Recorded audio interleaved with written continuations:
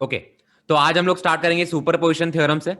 तो superposition theorem होता क्या है वो ध्यान से देखेंगे। लेट से यहां पे एक चार्ज पार्टिकल है जिसका चार्ज है क्यू, यहां पे एक चार्ज पार्टिकल है जिसका चार्ज है Q1, और यहां पे एक चार्ज पार्टिकल है जिसका चार्ज है Q2। समझ में आया?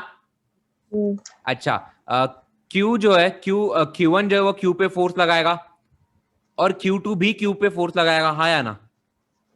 अच्छा, ये फोर्स डिपेंड करता है पॉजिटिव हो नेगेटिव हो, उसके ऊपर इसका डायरेक्शन डिपेंड करता है, बट ये इस लाइन के अलोंग ही लाई करेगा। इतना क्लियर है? हाँ। अच्छा, तो यहां पे बेसिकली जो नेट फोर्स ऑन क्यू है, net force on Q, let से मैं बोलता हूं कि force on Q due to Q1 जो है वो F1 वेक्टर है और force on Q due to Q2 है वो F2 वेक्टर है। तो नेट फोर्स ऑन क्यू इसे मैं एफ नेट से रिप्रेजेंट करूंगा। ये क्या होगा? सिंपली आपके दोनों वेक्टर्स का, दोनों फोर्सेस का वेक्टर एडिशन होगा। तो या F net is given bye F1 vector plus F2 vector. Meaning हमने जब भी कुलम्स लॉ पढ़ा था, हमने बेसिकली एक चार्ज एक पे जितना फोर्स लगा था वो हमने वो पढ़ा था। लेकिन अगर मल्टीपल चार्जेस प्रेजेंट है, एक चार्ज के अराउंड अगर मल्टीपल चार्जेस प्रेजेंट है, तो उसका नेट फोर्स क्या होना चाहिए उस चार्ज पे। तो ये सुपरपोजिशन थ्योरम से हम पता कर सकते हैं बेसिकली कि उस पे जो नेट फोर्स होगा that is the vector sum of all other forces। समझ में आया? इन जनरल यहां पे इसी चीज को अगर मैं जनरलाइज करूं तो यह F net is given bye F1 vector plus F2 vector. अगर n चार्ज प्रेजेंट है उसके आजू बाजू, तो उस चार्ज पे नेट फोर्स है बेसिकली सारे के सारे फोर्सेस का वेक्टर एडिशन। ये है आपका सुपरपोजिशन थ्योरम। तो सुपरपोजिशन थ्योरम एकदम प्रॉपरली क्लियर है? नोट डाउन कर लो इसे, चलो अच्छे से। ठीक है, तो आपका क्वेश्चन क्या है? आपके इक्विलैटरल ट्राइंगल के वर्टाइसिस पे तीन चार्जेस है, Q1 Q2 and Q3 basically. इसे लेट से मैं ABC बुलाता हूँ। हर एक के चार्जेस दे रखे और इक्वल ट्रायंगल का जो साइड लेंथ है वो 2 मीटर्स है। अच्छा, इसके सेंट्रॉइड पे एक चार्ज है 7 मिली कूलम का। तो हमें नेट फोर्स ऑन दिस निकालना है, F net on 7 milli coulomb charge. तो इसका बेसिकली आपको डायरेक्शन और मैग्नीट्यूड भी प्रॉपरली बताना है। ठीक है, ये आपका क्वेश्चन है, करो इसे ऑन करो। अच्छा, यहाँ पे देखो क्या करेंगे हम लोग। सबसे पहले ये लाइन ज्वाइन करेंगे बिकॉज अपने जो फोर्सेस है वो इस लाइन के अलोंग एक्ट करेंगे, हाँ या ना? हाँ।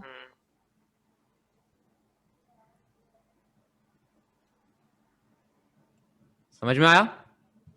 हाँ। ठीक है। अच्छा, अभी यहाँ पे देखो हम लोग को इनके लेंथ निकालने सबसे पहले। तो what I will do, simply मैं एक परपेंडिकुलर ड्रॉप करूंगा यहाँ से यहाँ पे। सही है ना? तो हम लोग को बेसिकली यहाँ पे कहना है बेसिक ट्रिग्नोमेट्री से अगर ये पूरी की पूरी लेंथ 2 है तो ये लेंथ 1 रहेगी, हाँ या ना? This length is 1 metre. सही है? अच्छा, ये एंगल कितना रहेगा कौन बताएगा मुझे? 30 डिग्री। पूरे इक्विलैटरल ट्रायंगल का एंगल होता है 60 डिग्री, तो एक एंगल आपका बन जाएगा 30 डिग्री।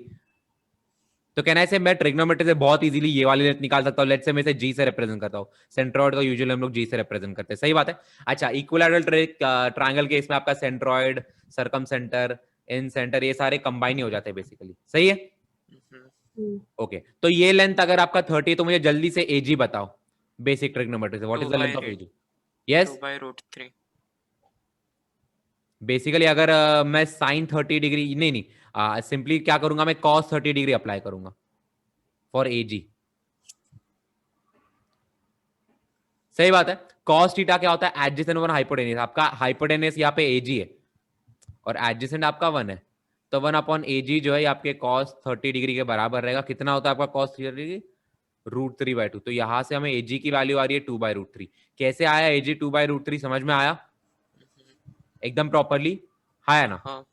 अच्छा, अभी यहां पे बेसिकली सबसे पहले तो ये पॉजिटिव चार्ज है, तो Q1 जो है ये इसे रिपेल करेगा। तो समवॉट लाइक दिस आपका F1 वेक्टर ऐसा रहेगा, उसका Q2 नेगेटिव है, ये पॉजिटिव है तो इसे अट्रैक्ट करेगा।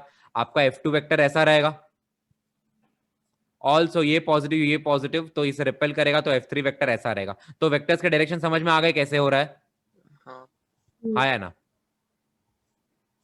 ओके, तो अभी सबसे पहले मैं क्या करूंगा, वेक्टर्स असाइड मैं सबसे पहले मैग्नीट्यूड निकालूंगा हर एक की। तो मुझे जल्दी से F1, F2 और F3 की वैल्यूज बताओ। चलो कूलम्स लॉ अप्लाई करना है। ठीक है, F1 कैसे निकालोगे आप? Simply KQ1 Q2 by d square. तो यहां पे क्या हो जाएगा, K इंटू Q1 कितना हो जाएगा आपका 3 into 10 raised to minus 6. 3 into 7 into कितना हो जाएगा ये? इस यहाँ पर -6 है और यहाँ पे आपका -3 है, तो 10 रेज टू -9 हो जाएगा। सही है? The whole upon d square. इतना समझ में आया? हाँ हाँ ठीक है। और ये क्या रहेगा? सिंपली k इंटू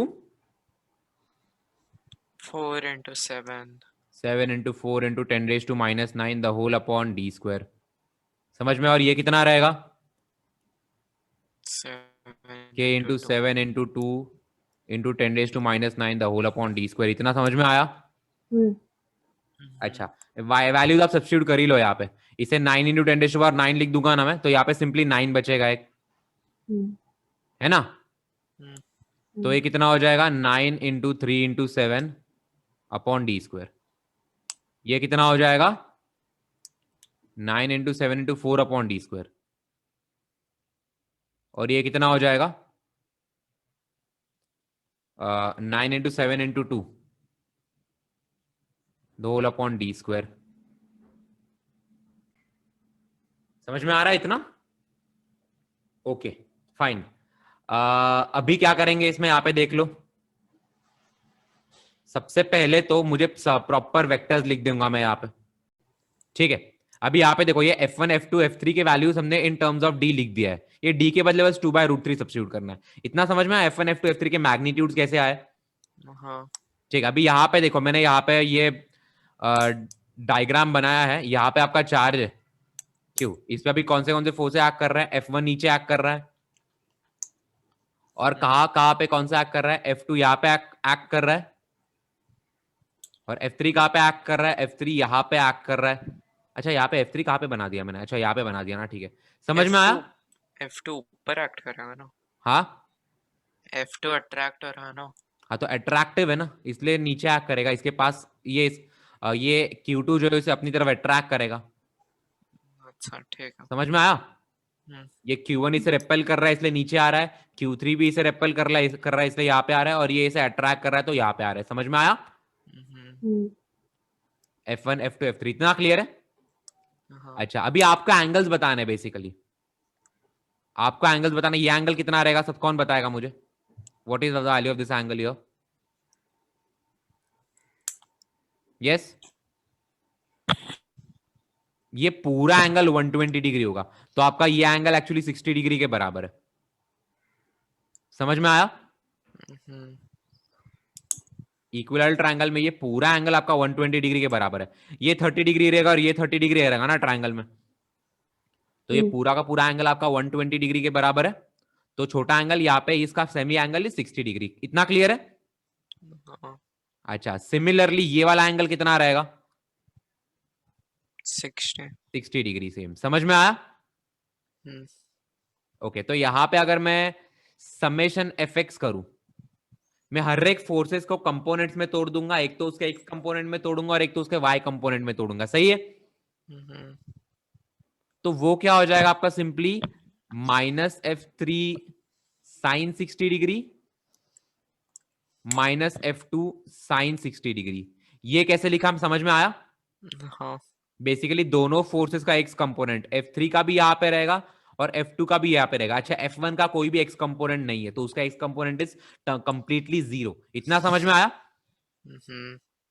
तो बेसिकली आपका समेशन fx क्या बन जाएगा? सिंपली मैं माइनस साइन 60 डिग्री कॉमन ले लूंगा, यहाँ पे अंदर बन जाएगा F2 प्लस F3। समझ में आया? तो आपको बस अभी यहाँ पे साइन 60 से मल्टीप्लाई करके ये F1 F2 और F3 की वैल्यूज लिखनी है। यहाँ पे हो जाएगा -√3/2। अच्छा, यहाँ पे आपको सिर्फ मैग्नीट्यूड देखना है, बिकॉज मैंने डायरेक्शंस मैंने यहाँ पे देख लिया, उसे हैंडल कर लिया है। सो यहाँ पे अभी आपको सिर्फ F2 और F3 की मैग्नीट्यूड डालनी है। तो कितना डालना पड़ेगा यहाँ पे? मुझे ऐड ही करना है, तो मैं d² कॉमन ही ले लेता हूँ। सिंपली यहाँ पे क्या हो जाएगा? 7 × 4 प्लस 7 × 2, तो यहाँ पे क्या हो जाएगा? 7 × 6 हो जाएगा ये चीज। समझ में आया? बस अभी सिंपली सब्स्टिट्यूट करो। d के बदले क्या डालूंगा मैं यहाँ पे? डिस्टेंस आपका 2/√3 है, तो 4/3 बन जाएगा यहाँ पे। तो -√3/2 इंटू d² इज 4/3, तो यहाँ पे 4 नीचे रहेगा, 3 ऊपर चले जाएगा। समझ में आया? अंदर बचेगा आपका 7 × 40, या फिर चलो यहाँ पे यहीं पे काट दूंगा मैं, फिर चलो बाद में काट देता हूँ। ये क्लियर है कैसे किया? यहाँ पे 3 बच जाएगा, तो फाइनली आपका आंसर कितना आ रहा है? -9√3/4 न्यूटन्स। ये आपका एक्स डायरेक्शन का फोर्स है, समेशन एफ एक्स है। समझ में आया? सिमिलरली आपका समेशन एफ वाई क्या बन जाएगा? वाई डायरेक्शन में फोर्सेस, तो हर एक के वाई कंपोनेंट, इसका एक वाई कंपोनेंट F3 का रहेगा, F2 का वाई कंपोनेंट नेगेटिव है और F1 भी नेगेटिव है बेसिकली। तो ये क्या बन जाएगा? मैं यहाँ पे लिख दूंगा -F1 -F2 इंटू क्या हो जाएगा? cos 60 degree, and then we have plus F3 into cos 60 degree. समझ में आया क्या किया हमने यहाँ पे? बस सिंपली ये वैल्यू सब्स्टिट्यूट करके मुझे प्रॉपर समेशन F5 बताओ यहाँ पे कितना आ रहा है। ओके, यहाँ पे हम लोग K भूल गए थे एक, आई मीन K का जो 9 था 10⁻⁹ और 10⁻⁹ कट के यहाँ पे एक एक्स्ट्रा 9 भी आएगा, तो यहाँ पे एक्चुअली आपका 81 आ जाएगा सिंपली। ठीक है, तो ये आपका Fy कितना आ रहा है? हाँ करो करो, यहाँ पे बेसिकली करना है आपको सिंपली -F1। ठीक है, तो ये चीज आपका 9 हो जाएगा यहाँ पे, -189 -189 एग्जैक्ट आ रहा है -189 हाँ। न्यूटन्स में आएगा ना?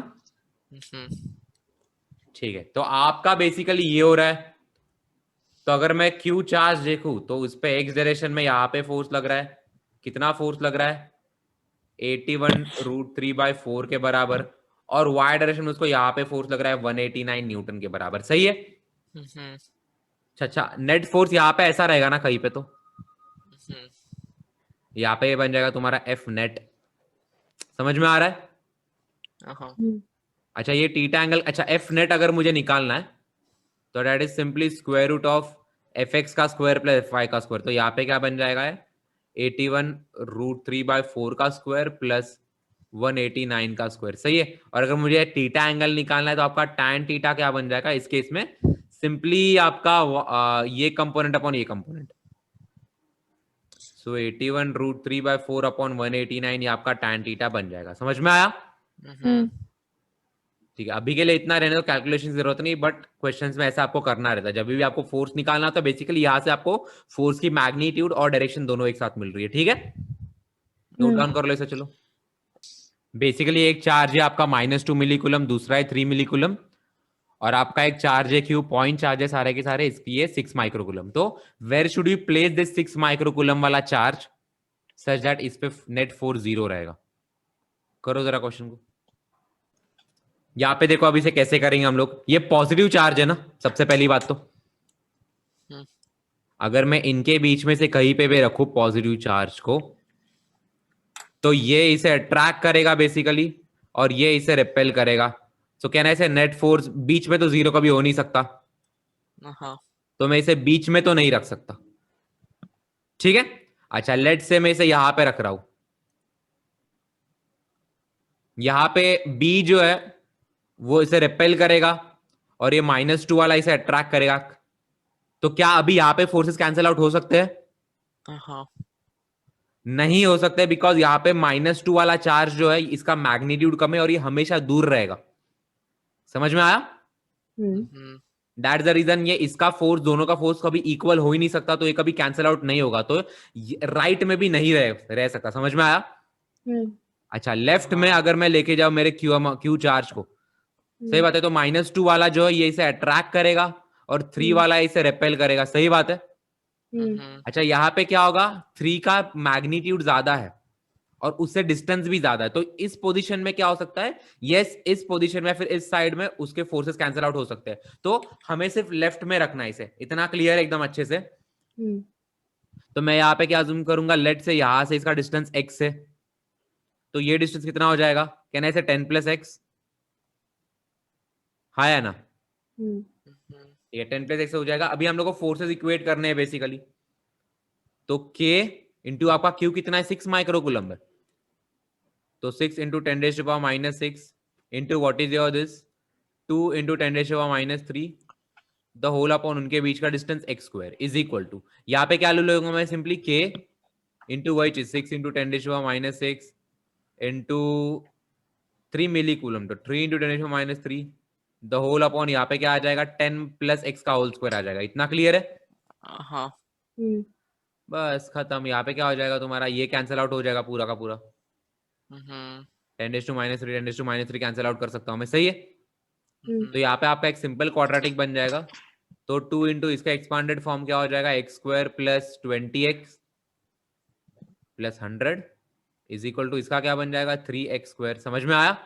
हम्म तो इसका क्वाड्रेटिक क्या बन जाएगा, 2 से इसे मल्टीप्लाई कर दूंगा तो यहाँ X वहां पे लेके जाऊंगा x² plus minus 40x minus 200 200 is equal to 0। समझ में आ रहा है? यहाँ से x के कौन से दो वैल्यूज आएंगे? 44.5 and -4.5। सही है? हम्म अच्छा, x की वैल्यू दो वैल्यूज आ रही है। सबसे पहले इस वैल्यू पे फोकस करेंगे हम लोग -4.5 वाले पे।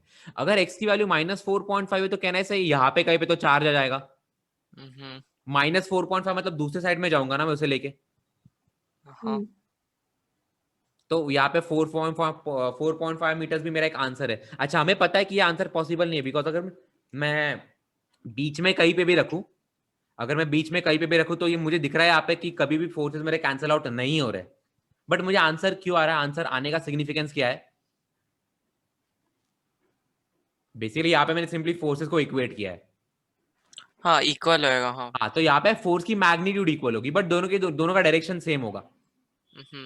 मतलब अगर मैं -4.5 ले रहा हूँ एक्स की वैल्यू, वो वैल्यू पे मेरे फोर्सेस के मैग्नीट्यूड इक्वल हो रहे हैं, बट कैंसिल आउट नहीं हो रहे बिकॉज वो सेम डायरेक्शन में। समझ में आ रहा है? तो -4.5 is not your answer. On the other hand ये 44.5 में क्या हो रहा है आपका, फोर्सेस इक्वेट हो रहे हैं और उनके डायरेक्शंस भी ऑपोजिट जा रहे हैं और वो वहां पे कैंसिल आउट हो रहे हैं। इतना समझ में आया? तो ये आपका आंसर है basically, you have to keep your charge 44.5 meters to the left of -2 millicoulomb charge. समझ में आया? हाँ लिखो इसे। What should be the value of charge Q? एक लाइन सेगमेंट है यहाँ पे, सब मैंने कहा कौन से चार्जेस है वो भी बता दिए मैंने यहाँ पे, ठीक है? यहाँ पे Q1 है, यहाँ पे Q2 है। तो what should be the charge Q such that net force on 2 is 0? Basically force on Q2 is equal to 0। करो चलो। देखो, हम लोग जब भी ये क्वेश्चन स्टार्ट करेंगे ना, सबसे पहले हमें ये जज करना है कि चार्ज की जो वैल्यू है, Q की जो वैल्यू साइन है वो पॉजिटिव होना चाहिए या नेगेटिव होना चाहिए। सही है? ओके, सबसे पहले तो Q1 और Q2 में अट्रैक्टिव फोर्स है कि रिपल्सिव फोर्स है? Q1 और Q2 के बीच में अट्रैक्टिव फोर्स है या रिपल्सिव फोर्स है, ये बताऊंगा। अट्रैक्टिव फोर्स है, दोनों के पोलैरिटी ऑपोजिट है। सही बात है। तो Q2 पे फोर्स ऐसे लगेगा Q1 के कारण, तो मैं इसे F1 बुलाता हूं। अच्छा, इस फोर्स को कैंसिल आउट करने के लिए कहना है इसे Q के कारण फोर्स ऐसा होना चाहिए। हाँ अभी इनके बीच में बेसिकली ये अट्रैक्शन है, तो Q क्या होना चाहिए? प्लस पॉजिटिव होना चाहिए। समझ में आया? ओके, अभी हम लोग को बस फोर्स से इक्वेट करना है। यहाँ पे फोर्स कितना रहेगा? 6/9 K इंटू 3 इंटू 2 इंटू 10⁻12 भी हो जाएगा, बट वो एनीवेज कटने ही वाला है। The whole upon 9 this equal to, यहाँ पे फोर्स कितना ले लू मैं इसे, K into 2 into Q into 10⁻12 कर ही लेता हूँ। यहाँ पे जो मुझे Q आएगा वो माइक्रोकूलम में आएगा। सही है? होल अपॉन 4, ठीक है? तो यहाँ पे अभी क्या क्या कैंसिल आउट हो रहा है, कैंसिल आउट यहाँ पे कर दो। क्या कैंसिल होगा? K और 10⁻12, K और 10⁻12 यहाँ पे कैंसिल आउट हो जाएगा। ये 2 और ये 2 कैंसिल आउट हो जाएगा। सही है? सही कर रहा हूँ ना मैं? 3 इंटू 2 और 2 इंटू Q, है ना? Okay fine. तो यहां से कहना है मुझे Q का वैल्यू मिल जाएगा। कितना मिल जाएगा? सिंपली 3 इंटू 4/9, 4/3 आ रहा है ना? हाँ 4/3। अच्छा, माइक्रोकूलम में आएगा। सही बात है? And it will be positive. Note down कर लो इसे अच्छे से। अगला क्वेश्चन ले लो, calculate the dimension of permittivity. ठीक है? आपको परमिटिविटी के डायमेंशंस निकालने हैं। It can be permittivity of free space, can be अलग वाला, इट्स फर्क नहीं पड़ता। या फिर चलो एप्सिलॉन नॉट ही निकालो, परमिटिविटी ऑफ फ्री स्पेस का आपको डायमेंशंस निकालने। चलो करो इसे। बेसिकली जब भी हम लोग को किसी भी चीज के डायमेंशंस निकालने, सबसे पहले हम लोग क्या करते हैं, वो एक फॉर्मूला देखते हैं जहां पे वो चीज हो। तो यहाँ पे कौन सा फॉर्मूला हमें पता है, फोर्स का F फॉर्मूला पता है, force equal to 1/4 pi epsilon naught into Q1 Q2 by are square, यही फॉर्मूला है ना, हाँ या ना? हाँ सही बात है। तो यहाँ पे बेसिकली आपका एप्सिलॉन नॉट क्या हो जाएगा, 1/4 pi into force into Q1 Q2 by are square, सही है। अब यहाँ पे इंडिविजुअल टर्म्स के हम लोग डायमेंशन निकालेंगे। सबसे पहले चार्ज का डायमेंशन। चार्ज का डायमेंशन कैसे निकालेंगे, आपका चार्ज होता है current into time, basically current is charge upon time, so your charge is current into time. समझ में आया? तो बेसिकली आपके चार्ज के डायमेंशंस क्या हो जाएंगे, एम्पियर इनटू टाइम का, तो कैपिटल टी। ये समझ में आया, एम्पियर टाइम के चार्ज का डायमेंशंस है। तो यहाँ पे दो चार्ज है, तो यहाँ पे न्यूमरेटर में क्या आ जाएगा आपका, एम्पियर स्क्वायर टाइम स्क्वायर आ जाएगा। इतना क्लियर है? Here I am talking about the dimensions, okay? अच्छा, 4 पाई का तो कोई डायमेंशन होता नहीं है, एक कांस्टेंट क्वांटिटी है, डायमेंशनलेस कांस्टेंट है। फोर्स का डायमेंशन क्या होता है, what are dimensions of force? ml ml t square raised to -2 होता है। mlt हाँ सही बात है। सिंपली मास इनटू एक्सेलरेशन से आया है, मास का m और एक्सेलरेशन का मीटर पर second square, from that length time raise to -2। समझ में आया? तो यहाँ पे हो जाएगा आपका basically m l t raise to -2 into यहाँ पे आर स्क्वायर है, लेंथ का स्क्वायर है, तो यहाँ पे बन जाएगा एल स्क्वायर। समझ में आया ये कैसे आया? बस अभी ना हमें फाइनली कंबाइन करना है। सबसे पहले m लिखूंगा मैं, m रेज टू -1 बन जाएगा, फिर मैं l लिखूंगा, l रेज टू -3 बन जाएगा, सही है। हाँ t रेज टू क्या बन जाएगा, -4 बन जाएगा, -2 नहीं सॉरी 4 बन जाएगा ना, t रेज टू 4 बन जाएगा, एंड फाइनली यहाँ पे एम्पियर का स्क्वायर बन जाएगा, सही है। तो ये आपका डायमेंशन ऑफ एप्सिलॉन नॉट है, लिखो इसे अच्छे से। चलो अच्छा, आप मैग्नेटिज्म में पढ़ोगे, there is something called as permeability of free space, उसे म्यू नॉट से रिप्रेजेंट कर सकते हैं। ये परमिटिविटी होता है, ये होता है permeability, and it is somewhere related to magnetism. Now जैसे कि आपका एप्सिलॉन नॉट ये इलेक्ट्रिसिटी से रिलेटेड है, इलेक्ट्रिक फील्ड से रिलेटेड है, आपका म्यू नॉट आपका मैग्नेटिज्म से रिलेटेड है, सही बात है। तो अभी मैं आपसे क्वेश्चन पूछ रहा हूं, म्यू नॉट का मुझे डायमेंशन बताओ, लेकिन मुझे पता है आपको अभी इसके फॉर्मूलाज नहीं पता, तो मैं आपको एक रिलेशन बता दूंगा जो आपका यूजफुल होता है। आपका जो स्पीड ऑफ लाइट है ना, that is given bye 1/√* of mu naught into epsilon not. In fact इसका बहुत प्रॉपर डेरिवेशन है। In fact speed of light theoretically ऐसी कैलकुलेट की गई थी मैक्सवेल ने, ठीक है। तो बेसिकली आपका speed of light is 1/√* of mu naught times epsilon not. तो अगर आपको यहाँ पे एप्सिलॉन नॉट के डायमेंशंस पता है तो म्यू नॉट के भी निकाल सकते हो। तो चलो लगे हाथ ये भी निकाल लो। सबसे पहले क्या करेंगे, हमें एप्सिलॉन नॉट सॉरी हमें म्यू नॉट चाहिए ना, तो यहाँ पे मैं स्क्वायरिंग कर दूंगा, तो सी स्क्वायर किसके बराबर हो जाएगा आपका, 1/म्यू नॉट टाइम्स एप्सिलॉन नॉट हो जाएगा, सही है।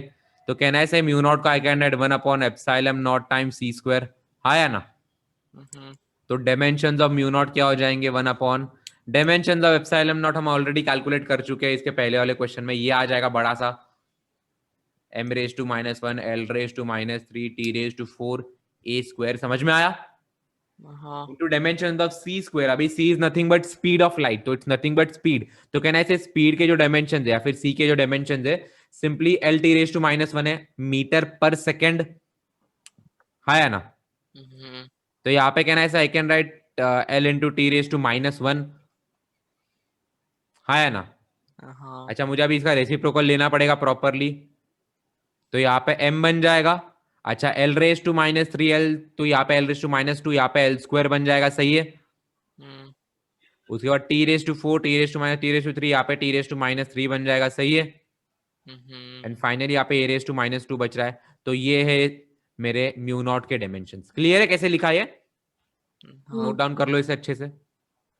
ओके अभी क्वेश्चन देखो, एक चार्ज है आपका Q, पॉजिटिव अज्यूम कर लो नेगेटिव अज्यूम कर लो, फिर भी सेम क्वेश्चन हो जाएगा। तो एक चार्ज है Q, मैं इसे तोड़ रहा हूं Q1 और Q2 में, I am splitting this charge in Q1 and Q2। तो बेसिकली यहां से रिलेशन क्या आ रहा है आपका, Q1 प्लस Q2 जो है कैपिटल Q के बराबर, सही बात है।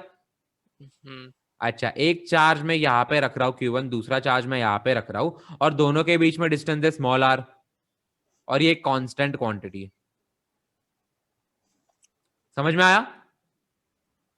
हम्म, ठीक है, तो अभी बेसिकली हमें निकालना है Q1 और Q2 की वैल्यूज निकालने हैं हमें, सच दैट F इनके बीच में जो रिपल्सिव फोर्स रहेगा ये मैक्सिमम है, सच दैट इनके बीच का जो रिपल्सिव फोर्स है, यहां पे भी F लगेगा, यहां पे भी F लगेगा, ये रिपल्सिव फोर्स है। तो आपको Q1 और Q2 की वैल्यूज निकालने से F जो है ये मैक्सिमम है।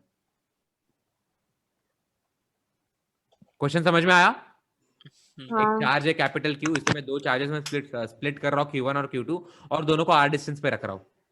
सही बात है, तो मुझे Q1 और Q2 की वैल्यूज निकालनी है सच दैट उनके बीच का जो रिपल्सिव फोर्स है वो मैक्सिमम है। ठीक है, करो चलो इसे। हाँ ठीक है, बेसिकली यहाँ पे मैं Q1 को वेरिएबल मान रहा हूं। ठीक है, Q1 को मैं वेरिएबल एज्यूम कर रहा हूं, तो आपके Q2 का वैल्यू क्या हो जाएगा? Q माइनस कहने से Q माइनस Q1 हम्म आया ना?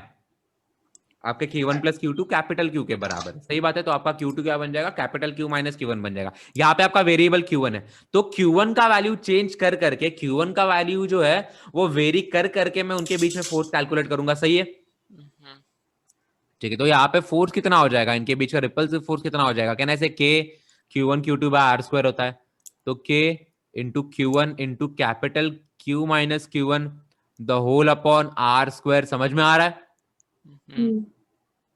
तो ये बेसिकली हमें इस चीज को मैक्सिमाइज करना है। तो मैक्सिमाइज कब होगा? पहले मैं इसे डिफरेंशिएट करूंगा, लेकिन किसके रिस्पेक्ट में डिफरेंशिएट करूंगा? जो वेरिएबल है उसके रिस्पेक्ट में डिफरेंशिएट करूंगा। तो यहां पे आ रहा है इसमें वेरिएबल कौन सा है? Q1 Q1 आपका वेरिएबल है ना, कि Q1 जैसे वेरी हो रहा है वैसे मैं F निकाल रहा हूं। सही है, तो dF बाई dQ1 करूंगा मैं यहाँ पे। तो सबसे पहले तो मैं K बाय आर स्क्वायर, तो कांस्टेंट क्वांटिटीज को बाहर ही निकाल दूंगा डिफरेंशिएशन के। सही है, अच्छा यहाँ पे क्या हो जाएगा? D बाई dQ1 ऑफ क्या हो जाएगा? अंदर में capital Q into Q1 minus Q1 का स्क्वायर। समझ में आया? और ये चीज मेरे जीरो के बराबर होनी चाहिए। सही है, बिकॉज मैक्सिमा या मिनिमा पे मेरा डिफरेंशिएशन का वैल्यू जीरो होता है। समझ में आया इतना?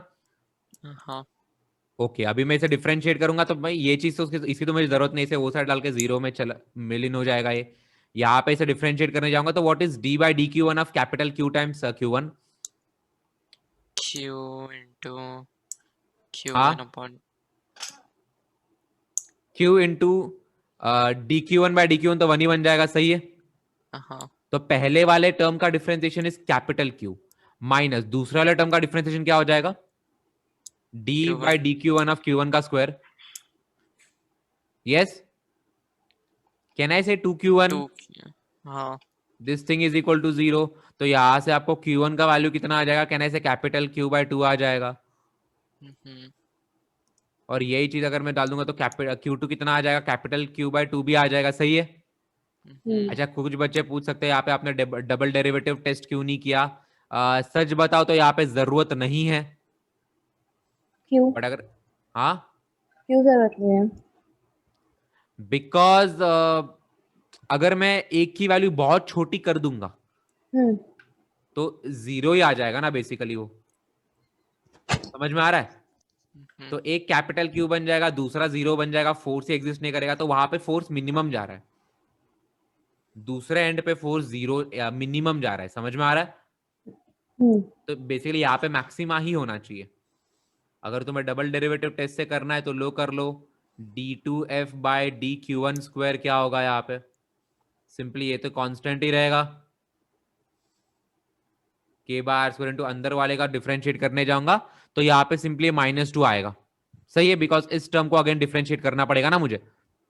तो माइनस आएगा। हाँ हाँ हाँ, तो ये चीज तो हमेशा लेस देन जीरो है, तो no matter what the value of q हमें यहाँ पे मैक्सिमा ही मिलेगा। समझ में आया? तो बेसिकली अगर हमें एक चार्ज को दो में डिवाइड करना है सच दैट उनके बीच में रिपल्शन मैक्सिमम है, तो दोनों should be Q/2 and Q/2। समझ में आया? तब जाके उनके बीच का जो फोर्स होगा वो मैक्सिमम होगा। ठीक है, नोट डाउन कर लो इसे अच्छे से। ठीक है, अभी हम लोग स्टार्ट करेंगे इलेक्ट्रिक फील्ड के डेफिनेशन से। सही बात है। तो डेफिनेशन क्या होता है इलेक्ट्रिक फील्ड का?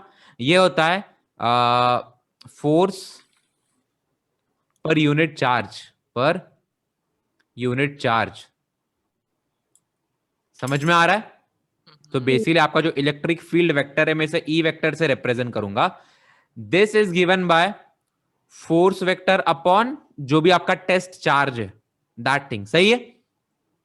अच्छा, बेसिकली क्या होगा, एक मेरा इलेक्ट्रिक एक रीजन है जहां पे इलेक्ट्रिक फील्ड है, वहां पे अगर मैं टेस्ट कोई भी चार्ज लेके जा रहा हूं तो वो चार्ज खुद अपने इलेक्ट्रिक फील्ड के कारण वो सराउंडिंग के इलेक्ट्रिक फील्ड को अफेक्ट करेगा। और हम नहीं चाहते कि एक टेस्ट चार्ज जब मैं इसे लेके जा रहा हूं वो ओरिजिनल इलेक्ट्रिक फील्ड को खुद की फील्ड से अफेक्ट करे। तो यहां पे हम लोग क्या करेंगे, basically limit q tends to 0 कर देंगे। समझ में आ रहा है? तो बेसिकली डेफिनेशन से मैंने क्या कर दिया, force vector upon charge, test charge तो कर ही दिया, लेकिन ये टेस्ट चार्ज बहुत छोटा होना चाहिए। तो मैथमेटिकली या फिर थियोरेटिकली क्या हो जाएगा, हम लोग इस चीज को 0 पे टेंड करवा देंगे। सही है? तो ये बेसिकली आपका इलेक्ट्रिक फील्ड का प्रॉपर फॉर्मूला है, limit q tends to 0 F vector upon q. समझ में आया? हाँ। ठीक है, तो यहां पे हम लोग स्टार्ट कैसे करेंगे? क्या हुआ? Q टेंड्स टू 0 एक बार क्यों होता है, फिर से बताओ। देखो, यहां पे कोई भी इलेक्ट्रिक फील्ड हो, हम्म, यहां पे कोई भी इलेक्ट्रिक फील्ड हो, अगर मैं वहां पे क्या करना है, मुझे सिंपली इलेक्ट्रिक फील्ड का वैल्यू कैसे कैलकुलेट करूंगा, मैं एक टेस्ट चार्ज लेके जाऊंगा मेरे इलेक्ट्रिक फील्ड में, जहां पे स्मॉल क्यू आपका टेस्ट चार्ज है, टेस्ट चार्ज। समझ में आ रहा है? आपका Q आपका टेस्ट चार्ज है। तो अगर मैं किसी भी फील्ड में लेके जाऊंगा Q को, तो वो अपनी खुद की एक इलेक्ट्रिक फील्ड बनाएगा और वो ओरिजिनल इलेक्ट्रिक फील्ड को डाइवर्ट करेगा। बेसिकली क्या बोलेंगे उसे वो खुद को उसे चेंज करेगा। और हम लोग ये नहीं चाहते कि टेस्ट चार्ज के कारण ओरिजिनल इलेक्ट्रिक फील्ड में कोई भी डिविएशन हो। दैट्स द रीजन वो जो टेस्ट चार्ज हो जितना कम से कम रहेगा उतना हमारे कैलकुलेशंस के लिए बेटर है। एंड थियोरेटिकल इसलिए हमने लिमिट क्यू टेंड्स टू 0 कर दिया है। समझ में आया इसका सिग्निफिकेंस? हाँ हाँ। एक्चुअली में सिंपली फोर्स अपॉन चार्ज ही करना है, नथिंग एल्स। ठीक है? ठीक है, इसे एकदम डिटेल में समझने के लिए हम लोग सबसे पहले पढ़ेंगे वेक्टर फील्ड क्या होता है। Vector field and scalar fields.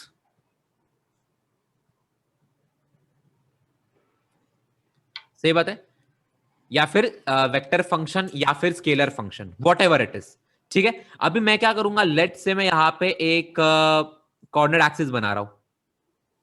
अच्छा, जब भी मैं कॉर्नर एक्सिस बनाता हूं मैं बच्चों को रिमाइंड करता हूं राइट हैंडेड सिस्टम। तो कौन मुझे यहां पे बताएगा कि what is a right handed system? Basically x cross y should be equal to z. X की तरफ में मेरे 4 फिंगर्स जाऊंगा, उसे वाई की तरफ कर्ल करूंगा, तो my Z should represent the direction of, sorry my thumb should represent the direction of Z axis. ऐसा है तभी ही वो राइट हैंडेड सिस्टम है। सही है? अच्छा, अभी मैं क्या कर रहा हूं, लेट से यहां पे मैं कोई भी एक कोऑर्डिनेट लिख रहा हूं। अब मैंने क्या किया, लेट से ये मेरा एक रूम है, रूम में मैंने क्या किया, हर एक पॉइंट का टेम्परेचर नोट डाउन कर लिया। और ये मेरा क्या हो जाएगा, लेट से ये मेरा कोऑर्डिनेट है x comma y comma z. तो यहां पे बेसिक अगर मुझे उस पॉइंट का टेम्परेचर लिखना है तो I need to define a function जहां पे your temperature is given as a function of the coordinate. So f of x comma y comma z. समझ में आया? हाँ। तो ये क्या बन जाएगा, बेसिकली टेम्परेचर फंक्शन बन जाएगा, टेम्परेचर फंक्शन। समझ में आया? हाँ हाँ। अच्छा, ये जो है it is an example of a scalar function. Scalar function का एग्जांपल क्यों है ये? बिकॉज टेम्परेचर मेरी एक स्केलर क्वांटिटी है। सो बेसिकली यहां पे हो क्या रहा है, यहां पे मेरा एक्स वाई जेड है। बेसिकली अगर मुझे किसी भी पॉइंट का टेम्परेचर निकालना है, मैं क्या करूंगा, उस पॉइंट के कोऑर्डिनेट्स दूंगा, उस फॉर्मूला में डाल दूंगा। यहां पे फॉर्मूला कुछ भी हो सकता है, बट ये एक स्केलर फॉर्मूला है। That's the reason I will call it a scalar function. समझ में आया? ये बेसिकली यहां पे आपका डेंसिटी आ सकता है, यहां पे आपका प्रेशर आ सकता है। Density as a function of coordinates, pressure as a function of coordinates. तो ये सारे आपके स्केलर फंक्शंस के एग्जांपल्स है। तो ये स्केलर फील्ड हो गई। इतना समझ में आया? हम्म, ये इसी के बाजू में एक वेक्टर फील्ड बनाऊंगा मैं, या फिर वेक्टर फंक्शन लिखूंगा, लेकिन उनमें डिफरेंस क्या होता है वो देखेंगे हम लोग। यहाँ पे बेसिकली जब भी मैं एक्स वाई जेड के वैल्यूज डाल रहा हूं मुझे एक स्केलर क्वांटिटी मिल रही है, that's the reason I am calling it a scalar function. यहाँ पे एक्स वाई जेड लूंगा मैं, लेट्स से यहाँ पे एक पॉइंट है and I need to calculate a vector quantity, I need to calculate a vector quantity. Let's say ये coordinate है x comma y comma z, और इस पॉइंट पे वो क्वांटिटी कुछ भी हो सकती है। लेट्स से मैं वेलोसिटी ऑफ, मतलब यहाँ पे फ्लूइड फ्लो कर रहा है और उस पॉइंट पे एग्जैक्टली फ्लूइड का वेलोसिटी क्या होना चाहिए मैं उसका फंक्शन लिख रहा हूं। तो ये क्या रहेगा basically, some function of x comma y comma z times i cap plus some another function of x comma y comma z times j cap plus a b, कुछ भी डाल दो, एफ डाल दो, या फिर चलो क्या डालो, एफ तो नहीं डाल सकता, एम डाल देता हूं, M of x comma y comma z times k cap. तो ये मेरे एक वेक्टर फील्ड का एग्जांपल हुआ या फिर एक वेक्टर फंक्शन का एग्जांपल हुआ। It is a vector function. तो scalar function and vector function, इनमें डिफरेंस समझ में आया तुम लोग को? हाँ बेसिकली इसे स्केलर फील्ड और वेक्टर फील्ड हम लोग बोल सकते हैं। तो बेसिकली आपका इलेक्ट्रिक फील्ड समझने के लिए आपको वेक्टर फील्ड समझना इंपॉर्टेंट है। अगर आप स्पेस देखो तो the entire space is actually, बोलते हैं ना, हर एक coordinate is associated with a vector. If we see a vector field, अगर आप एक वेक्टर फील्ड देखो, each and every coordinate it is associated with a vector field. समझ में आया? हाँ। हम्म, ठीक है, तो बेसिकली यहाँ पे एक फॉर्मूला होगा या फिर एक फंक्शन होगा। मुझे क्या करना है, अगर मुझे उस पॉइंट पे वो वेक्टर की वैल्यू निकालनी है, सिंपली मुझे कोऑर्डिनेट उठाने और उस फंक्शन के अंदर डालना है। तो मुझे बेसिकली उस पॉइंट पे जो वेक्टर एसोसिएटेड है मुझे उसकी वैल्यू मिल जाएगी। तो ये बन गया मेरा वेक्टर फील्ड। समझ में आया? हम्म, तो ये मैं आपको यहां पे क्यों बता रहा हूं, बिकॉज आपका जो इलेक्ट्रिक फील्ड है ना, ये वेक्टर फील्ड के कैटेगरी में आता है, वेक्टर फील्ड। बिकॉज आपका जो इलेक्ट्रिक फील्ड है ना वो एक वेक्टर क्वांटिटी है। वेक्टर क्वांटिटी कैसे आया, मैं उसके डेफिनेशन ही देख लो आप। It is nothing but force vector upon a constant quantity या फिर अ स्केलर क्वांटिटी। किसी भी वेक्टर को अगर मैं एक स्केलर नंबर से डिवाइड करूं, कहने से मुझे एक वेक्टर ही मिलता है। सो या your electric field is actually a vector quantity. और हमें अभी करना क्या, अभी हमें वेक्टर फंक्शंस लिखने हैं। अभी आपके क्वेश्चन आएंगे, बेसिकली आपको इलेक्ट्रिक फील्ड का वैल्यू लिखना है, तो आपको बेसिकली एक वेक्टर फंक्शन लिखना है just to calculate an electric field. समझ में आया? हम्म, तो इसे एकदम अच्छे से नोट डाउन कर लो। एक scalar field, vector field, scalar function, vector function होता क्या है, और यहां पे लिखो आपका जो इलेक्ट्रिक फील्ड है, it comes under the category of a vector field या फिर अ वेक्टर फंक्शन। सही है? Okay, electric field due to a point charge हम लोग सबसे पहले करेंगे। अच्छा, इलेक्ट्रिक फील्ड हमें इवेल्युएट करना है, सिंस इलेक्ट्रिक फील्ड एक वेक्टर क्वांटिटी, तो प्रॉपर वेक्टर क्वांटिटी में ही हमें करना है। सही है? ओके, तो यहां पे मैं क्या कर रहा हूं, लेट्स से यहां पे एक पॉइंट चार्ज है जिसका मैग्नीट्यूड है स्मॉल क्यू या फिर कैपिटल क्यू बोल देते। सही है? अच्छा, मैं क्या करूंगा, मैं इसे, मुझे इसे प्रॉपर वेक्टर फॉर्म में लिखना है ना, तो मैं बोल दूंगा कि लेट्स से यार इसे मैं ओरिजिन में लिख देता हूं। तो बेसिकली यहाँ पे आपका एक्स एक्सिस, वाई एक्सिस और यहाँ पे जेड एक्सिस हो गया। सही बात है? ठीक है, और मैंने ओरिजिन पे मेरा चार्ज रख रखा है। ठीक है, मैंने ओरिजिन पे मेरा चार्ज रखा है। अभी मुझे इसका वेक्टर फंक्शन लिखना है, मीनिंग मैं पूरे एक्स वाई जी कोऑर्डिनेट्स में कुछ भी वैल्यू डालू मुझे आंसर आ जाना चाहिए। सही बात है? तो कैसे करूंगा मैं, लेट से मैं यहाँ पे एक टेस्ट चार्ज स्मॉल क्यू ले रहा हूं। सही बात है, ये कहां पे, कौन से कोऑर्डिनेट्स में रख रहा हूं मैं, x comma y comma z पे रख रहा हूं। सही है? और इस पॉइंट पे मुझे इलेक्ट्रिक फील्ड निकालनी है। तो फोर्स कितना रहेगा, सबसे पहले बात तो can I say k capital q small q by are square, इनके बीच में जो भी डिस्टेंस रहेगा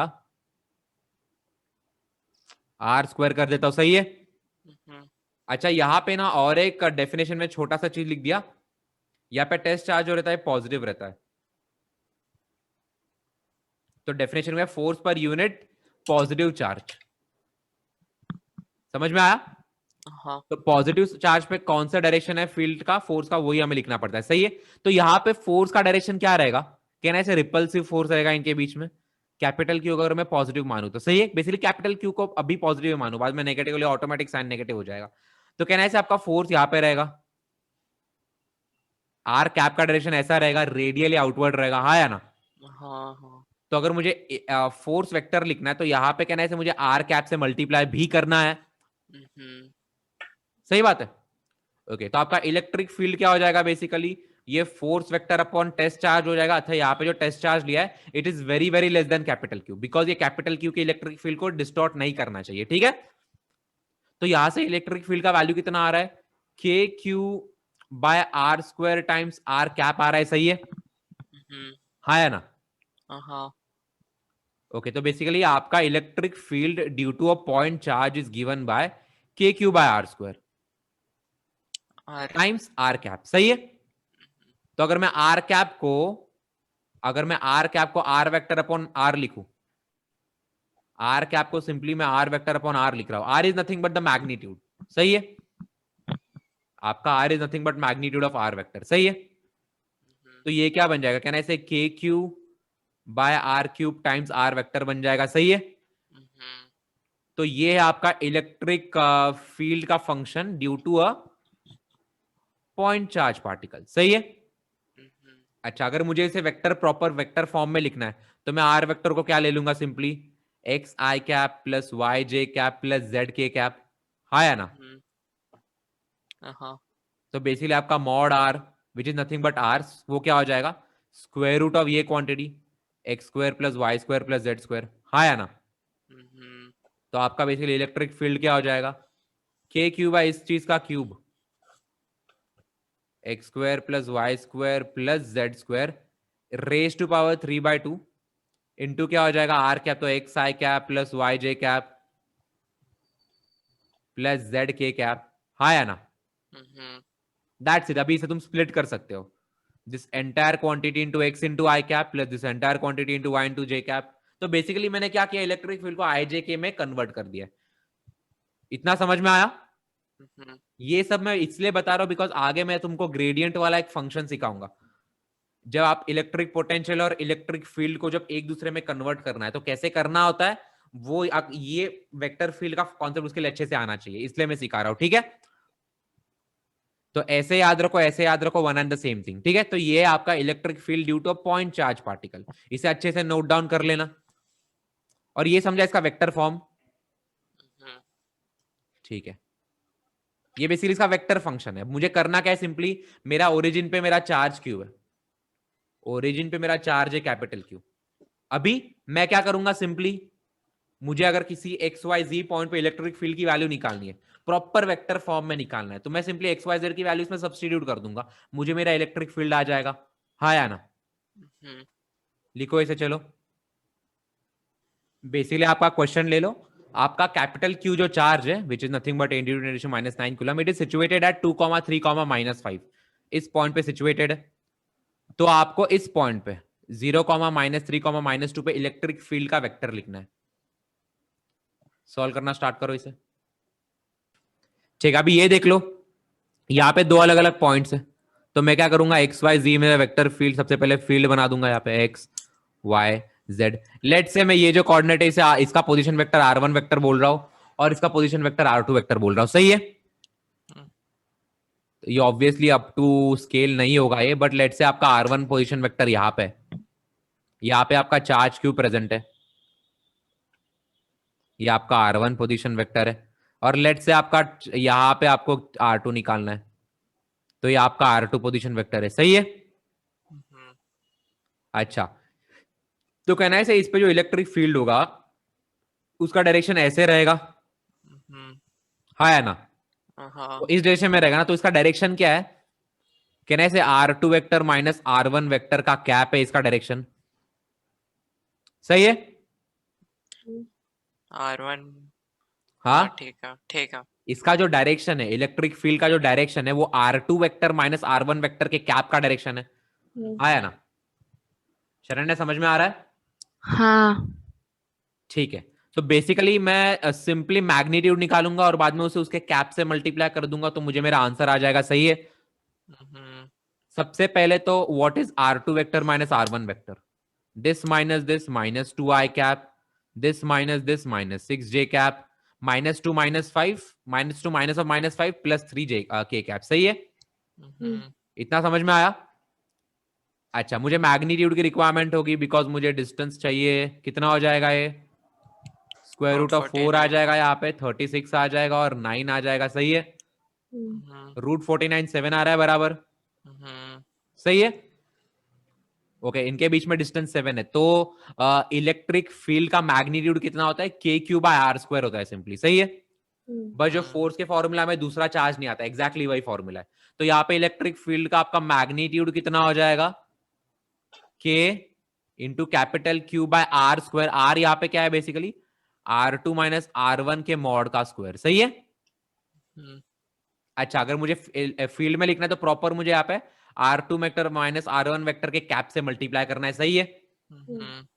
तो ये मेरा प्रॉपर इस फॉर्म में होगा, लेकिन अगर मुझे वेक्टर फॉर्म में लिखना है तो यहाँ पे मैं इनकी वैल्यू सब्स्टिट्यूट कर दूंगा। के बदले 9 इंटू 10⁻9 इंटू क्यू क्या आ जाएगा मेरा? 8 into 10⁻⁹ the whole upon basically ये क्या बन जाएगा? R2 माइनस R1 का वेक्टर अपॉन उसके मैग्नीट्यूड का क्यूब बन जाएगा। सही है। बिकॉज ये जो कैप है दिस वेक्टर अपॉन मैग्नीट्यूड कर दूंगा मैं, तो यहाँ पे क्या हो जाएगा? Into R2 minus R1 vector क्या है मेरा? ये वाला वेक्टर है, -2i cap minus 6j cap plus 3k cap the whole upon उसके मैग्नीट्यूड का क्यूब। तो यहाँ पे 7 का क्यूब आ जाएगा। सही है। बस यहाँ पे 9 और -9 कट रहा है। इसे प्रॉपरली सॉल्व करो, मुझे ई वेक्टर बताओ। Something into i cap, something into j cap and something into के कैप प्रॉपरली। इसके basically this thing is my magnitude and this thing is the direction, जिससे मुझे प्रॉपर वेक्टर मिला। समझ में आया? हाँ ठीक है, बताओ मुझे जरा कैलकुलेटर कितना आ रहा है तुम्हारा इलेक्ट्रिक फील्ड? 0.2 हाँ 0.2 0.2। ये क्या हो जाएगा? 9 इंटू 8 इज 72 अपॉन 343। इंटू -2 करेंगे ना। अच्छा तो ये जो आपका आ रहा है ये आपका फाइनल आंसर है। प्रॉपर मैंने इलेक्ट्रिक फील्ड एक वेक्टर फॉर्म में लिख दिया है। यहां से आप मैग्नीट्यूड डायरेक्शन दोनों निकाल सकते हो। समझ में आया? क्वेश्चन कैसे करेंगे? बेसिकली आपका जो सुपरपोजिशन थ्योरम है, यहां पे एक नोट लिख लो। Superposition theorem is valid for electric field as well. समझ में आ रहा है? इलेक्ट्रिक फील्ड के लिए भी आपका सुपरपोजिशन थ्योरम वैलिड है। सो हम लोग जब फोर्स निकालने के लिए सुपरपोजिशन थ्योरम यूज करते थे, तो इलेक्ट्रिक फील्ड निकालने के लिए भी करेंगे। सही है। बेसिकली आपका जो नेट इलेक्ट्रिक फील्ड है, electric field net due to let say there are n number of point charge particles, तो नेट इलेक्ट्रिक फील्ड क्या रहेगा? सारे इलेक्ट्रिक फील्ड्स का एडिशन, वेक्टर एडिशन। सही है। तो यही इसी बात पे क्वेश्चन ले लो। आपका Q1 जो चार्ज है दैट इज 3 इंटू 10⁻⁹ कूलम। सही बात है। और ये कहाँ पे सिचुएटेड है? आपका R1 वेक्टर ले लो, 2i cap minus 3j cap plus 4k cap. सही बात है। और आपका एक Q2 इलेक्ट्रिक चार्ज है विच इज -2 इंटू 10⁻⁹ कूलम। सही बात है। और ये कहाँ पे सिचुएटेड है? 1,3,-7 पे सिचुएटेड है। सही बात है। तो आपको इलेक्ट्रिक फील्ड निकालनी है। इलेक्ट्रिक फील्ड निकालना है कौन से पॉइंट पे निकालना है? 0,1,2 इस पॉइंट पे आपको इलेक्ट्रिक फील्ड की वैल्यू निकालनी है प्रॉपर वेक्टर फॉर्म में। ठीक है। तो चलो जल्दी से कैलकुलेट करके बताओ मुझे। अभी देखो इसे कैसे करेंगे हम लोग। मुझे बेसिकली डायग्रामेटिक सॉल्यूशन हमेशा पसंद आता है, जो हम लोग अच्छे से विजुअलाइज भी कर सकते हैं। तो यहाँ पे एक्स एक्सिस, यहाँ पे वाई एक्सिस, यहाँ पे जेड एक्सिस। सही है। लेट से यहाँ पे आपका Q1 प्रेजेंट है, यहाँ पे आपका Q2 प्रेजेंट है। सही है। ये आपका R1 वेक्टर है और ये आपका R2 वेक्टर है। यहाँ पे आपका Q1 प्रेजेंट है, यहाँ पे आपका Q2 प्रेजेंट है। समझ में आया क्या मैंने बनाया यहाँ पे? और लेट से यहाँ पे आपका कोई R वेक्टर है। ये मैं जनरल पॉइंट ले रहा हूं, बाद में मैं R में 0,1,2 सब्स्टिट्यूट कर दूंगा। सही है। बट ये आपका कोई भी एक जनरल पॉइंट है। यहाँ पे आपको टोटल नेट इलेक्ट्रिक फील्ड निकालनी है। सही बात है। अच्छा, इलेक्ट्रिक फील्ड क्या? एक इलेक्ट्रिक फील्ड Q1 के कारण होगी उसका लाइन ऑफ एक्शन में यहाँ पे बना रहा हूँ डॉटेड से, और एक इलेक्ट्रिक फील्ड यहाँ पे होगी Q2 के कारण होगी, मैं इसे यहाँ पे बना रहा हूँ, समझ में आ रहा है? हाँ अच्छा, Q1 आपका पॉजिटिव है ना? हाँ सिंस Q1 आपका पॉजिटिव है, उसके कारण जो इलेक्ट्रिक फील्ड होगी, मैं इसे E1 वेक्टर बोल रहा हूं, ये रेडियली आउटवर्ड रहेगा। हम्म सही बात है। और आपका Q2 नेगेटिव है ना, तो ये इनवर्ट रहेगा, तो आपका E2 वेक्टर ऐसा रहेगा, समझ में आ रहा है? हम्म हाँ या ना? हाँ हाँ ओके, तो E1 वेक्टर का डायरेक्शन क्या है? कैन आई से R vector minus R1 vector cap, हाँ और E2 वेक्टर का डायरेक्शन क्या है? R minus R2। R2 vector minus R vector का कैप। अच्छा उल्टा। समझ में आया? बिकॉज Q2 नेगेटिव हाँ है, दैट्स रेडियली इनवर्ट। तो डायरेक्शन पहले समझो अच्छे से, हाँ समझ में आया? हाँ हाँ ओके अच्छा, यहाँ पे वैल्यू क्या होगा बेस, जैसे मैंने आपको बताया पहले जनरल पॉइंट के लिए निकालो, उसमें 0,1,2 सब्स्टिट्यूट करो, इससे पहले का आ जाएगा, बिकॉज मैं दूसरा क्वेश्चन क्या पूछने वाला आपसे, नल पॉइंट वाला पॉइंट पूछने वाला हूं। सो एक जनरल वैल्यू के लिए रहेगा तो हमारे लिए बेटर है, सही है? हाँ ओके तो यहां पे बेसिकली क्या रहेगा, सबसे पहले तो आपका इलेक्ट्रिक फील्ड का वैल्यू लिख देता हूं मैं, के capital Q1 upon R square. तो यहां पे कहना है इसे, अच्छा मैं एक काम, अच्छा जाने दो, यहां पे आ जाएगा mod of R vector minus R1 vector का स्क्वायर इनटू इसका कैप। तो मैं इसे डायरेक्टली ये लिख देता हूं, यहाँ पे मॉड का क्यूब लिख देता हूं, यहाँ पे R vector minus R1 vector लिख देता हूं। तो कहना है ये मेरा E1 वेक्टर हो गया, हाँ या ना? एंड सिमिलरली आपका E2 वेक्टर क्या हो जाएगा, K Q2 upon mod of R2 vector minus R vector का cube times R2 vector minus R vector. सही है? हाँ हाँ बस तो बेसिकली आपका ई नेट क्या हो जाएगा, सिंपली ये, इसे मैं यहाँ पे E1 vector plus E2 vector करना पड़ेगा मुझे यहाँ पे। तो आपका E1 वेक्टर क्या है, K Q1 upon mod of R vector minus R1 vector का cube into R vector minus R1 vector, plus यहाँ पे क्या आ जाएगा, K Q2 into R2 vector minus R vector के मॉड का cube into R2 vector minus R vector. समझ में आया? अभी आपको सिंपली वैल्यू सब्स्टिट्यूट करनी है यहाँ पे। Q1 के बदले क्या लिखूंगा मैं? 3 हाँ, कितना दे रखा है, 3 इंटू 10⁻⁹। अच्छा, Q2 के बदले क्या लिखूंगा मैं? -2 दे रखा है, लेकिन मैं सिर्फ 2 ही सब्स्टिट्यूट करूंगा। क्यों? बिकॉज मैंने डायरेक्शन का I have made sure direction is correct. तो यहाँ पे फिर से एक -2 से मल्टीप्लाई करके वो खराब मत करो, सही है? ओके, Q1 के बदले डालना है, Q2 के बदले डालना है। अच्छा, R1 वेक्टर के बदले क्या डालना है? 2i cap minus 3j cap plus 4k cap, 2i cap minus 3j cap plus 4k cap. और आपको R2 वेक्टर के बदले क्या डालना है? 0 हाँ, यहाँ पे दे रखा बेसिकली, 0 जीरो नहीं, ये डालना है, ये डालना है 1 3 माइनस हाँ 1i cap 3j cap, 1i cap plus 3j cap minus 7k cap. सही है? अच्छा, R वेक्टर के बदले क्या डालना है? ये एक वेरिएबल पॉइंट है, यो R vector is a variable point. तो यहाँ पे basically simply xi cap plus yj cap plus zk cap डालना है। तो ये सब अच्छे से डालो, ये जो मिर्ची मसाला अच्छे से मेरे फंक्शन में डालो, और मुझे electric field vector net something into I cap plus something into J cap plus something into K cap इस फॉर्म में लिख के बताओ। वो एक वेरिएबल फॉर्म रहेगा बेसिकली, इसमें एक्स वाई जेड आएगा। सही है? करो चलो, ठीक है, काम करो, डायरेक्टली से उस पॉइंट के लिए निकालो, जनरल के लिए बाद में कर देंगे। 0,1,2 हो जाएगा ना, तो आर वेक्टर क्या हो जाएगा आपका? 0 है I cap plus J cap plus 2k cap. So basically आपको simply J cap plus 2k cap ही डालना है। सही है? आर वेक्टर के बदले तो ये डाल दो। जल्दी से बताओ मुझे ये नेट फिर। ठीक है, यहाँ पे क्या डालेंगे हम लोग? सबसे पहले k इंटू Q1 है, तो 9 इंटू 10⁻⁹ दिस इंटू 10⁻⁹ 9 और -1 कैंसिल हो गए, कहने से यहाँ पे 9 इंटू 3 बचेगा 27 upon R vector minus R1 vector. This vector minus this vector, समझ में आ रहा है?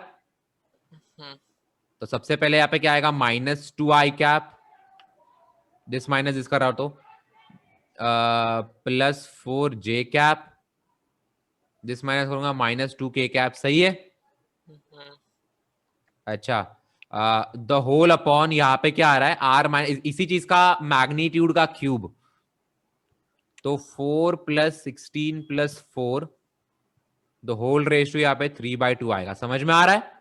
हाँ प्लस हाँ, यहाँ पे k × 2, तो 9 यहाँ पे 18 आ जाएगा, 8 × R2 - R1, this mine R2 - R, तो दिस माइनस दिस करना है हमें यहाँ पे। सो यहाँ पे तो आई कैप का आई कैप ही रहेगा, +2j कैप रहेगा, and finally -7 - 2 is -9k cap, सही है? हम्म, द होल अपॉन इसके मैग्नीट्यूड का रेस टू 3, तो क्या हो जाएगा ये 1 + 4 + 81 द होल रेस टू आपका 3/2 आ जाएगा, सही है? Hmm, okay, whatever it is, यहाँ पे आपको इलेक्ट्रिक फील्ड आ जाएगी, थोड़ा गंदा कैलकुलेशन है बट आ जाएगा, सही है? हाँ, हम्म, ये किया मैंने। अच्छा, क्या आया? ये आया -0.41 -0.41, आई कैप प्लस 0.92 जे कैप ओके, -0.64 के कैप। तो समझ में आ रहा है अभी इलेक्ट्रिक फील्ड कैसे निकालना हाँ, है? हाँ, अच्छा, second question, find r vector where E net is 0, सही बात है? हम्म, ओके, तो इस वाले क्वेश्चन को करेंगे कैसे? लेट से आर वेक्टर कोई एक्स वाई जेड पॉइंट है, तो x i cap plus y j cap plus z k cap. अच्छा, हमेशा जरूरी नहीं है कि ये एग्जिस्ट करे, सही बात है, हमेशा जरूरी नहीं है, बट यहाँ पे डाल के देख लेंगे। चलो, यहाँ पे फॉर्मूला में क्या आ जाएगा आपका, सिंपली मैं यहाँ पे बेसिकली ये वाला जो फॉर्मूला है इसमें आपको ये डालना है, तो आपका ई नेट कितना आ जाएगा,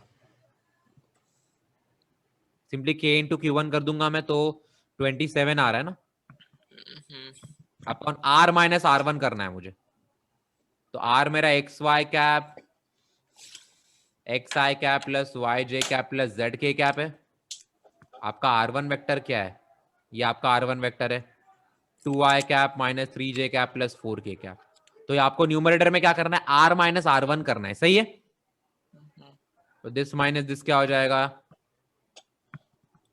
x - 2i cap plus y plus 3j cap plus z - 4k cap, सही है?